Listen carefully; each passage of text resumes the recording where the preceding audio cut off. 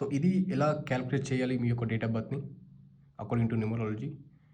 ఇంకోసారి ఎక్స్‌ప్లెయిన్ చేస్తాను. ఇక్కడ మీ డేట్ ఆఫ్ బర్త్ రాసుకోండి. ఇది లోషోగ్రి చార్ట్ అంటారు. మీరు గూగుల్‌లో టైప్ చేసిన ఇదే చార్ట్ వస్తుంది. నంబర్స్ చేంజ్ ఉండయి.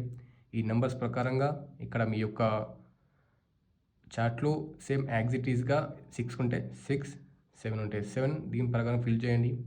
ఆ తర్వాత 3 మ్యాజికల్ వర్డ్స్ ఉంటాయి. డ్రైవర్, కండక్టర్, కోవా నంబర్ అని. డ్రైవర్‌ని కాలిక్యులేట్ చేయాలంటే డేట్‌ని ప్లస్ చేయండి.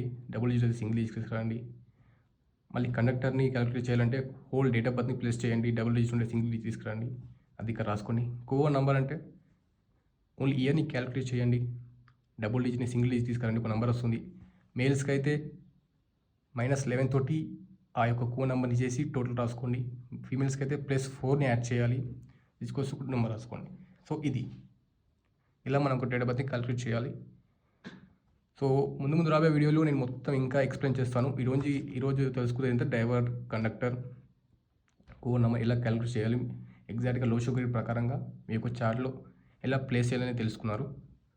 సో నెక్స్ట్ వీడియోలో ఇంకా డీప్‌గా వెళ్దాం మనం దీని గురించి. Multiple times of numbers, missing numbers, దీని యొక్క రెమెడీస్ ఏంది, యాక్షన్ ప్లేన్ ఏంటి, ఎమోషనల్ ప్లేన్ ఏంటి, మైండ్ ప్లేన్ ఏంటి, ప్రాక్టికల్ ప్లేన్ ఇవన్నీ ఉంటాయి. చాలా ఉంటాయి.